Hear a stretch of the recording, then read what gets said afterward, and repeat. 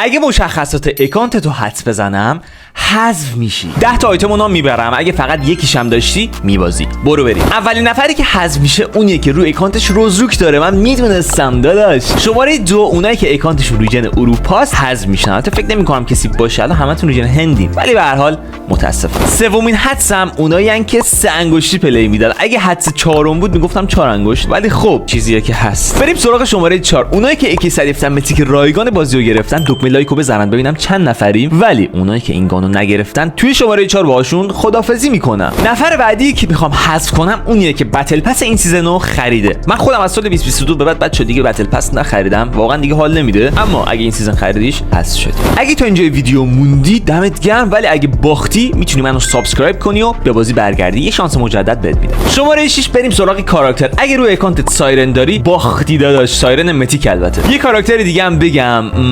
گانزوی بتل پس. اگه این کاراکتر رو داری میتونی از ویدیو خارج شی. شماره 8 اگه امروز تا قبل این ویدیو تو گیم نرفتی حذفی، همینجوری الکی. شماره 9 اگه روی اکانتت شاتگان دایموند داری باختی. هر شاتگانی فرقی هم نمیکنه. و مورد آخر میدونم شماره 10 قراره خیلی آمونو حذف کنه. شماره 10 اگه روی اکانتت بیشتر از یه فرند دختر داری حذف شدی، فقط با یه نفر نه بیشتر.